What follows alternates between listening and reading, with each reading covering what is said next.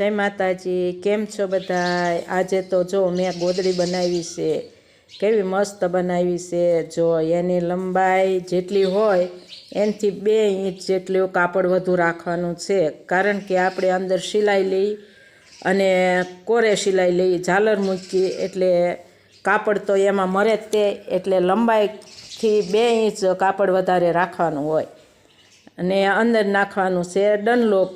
हेठलू पड़ अंदर नाखो डनलोप, पछी उपलू पड़ अने पछी एने सिलाई मारी देवानी छे अने हेठला पड़ हारे तो झालर प्रथम जोड़ी ज देवानी, एटले पछी उपलू पड़ ढाको एटले झालर पण मस्त बनी जाय छे। जो बनी छे ने मस्त। अने आने जो कोर चारे खूणे पंखा करो, पछी वच्चे गोल बनावी गोटा बनावो तो आ गोदड़ी में ई रीते पण थई शके छे। डिजाइन वाली गोदड़ी पण बनी जाय छे। आपणे डिजाइन वाली बनावी होय तो डिजाइन वाली बने अने सादी बनावी होय तो सादी बने।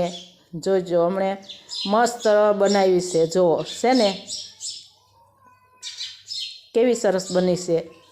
એટલે તમારે કોઈ પણ ને ગોદડીયું બનાવી હોય તો હું બનાવું છું, તો તમે બનાવવાનું મને કોમેન્ટમાં કરજો એટલે હું બનાવી આપીશ। જો કાપડ મેં 38 इंच લીધું હતું, પછી એમાં 2 इंच સિલાઈમાં મરે અને કોર વાળવા મરે એટલે હવે 36 इंचની બની ગઈ છે ગોદડી। જો એ પ્રમાણે પહોળાઈમાં પણ એટલું જ રાખવાનું, કારણ કે જેટલી પહોળાઈ હોય એથી 2 इंच કાપડ વધુ રાખવાનું। તે સિલાઈ કરવાથી કાપડ અંદર મરે તે, એટલે એની જે લંબાઈ હોય એ લંબાઈ આવી શકે છે। જો છે ને મસ્ત બનાવેલી, ઝાલર પણ કેવી સરસ છે।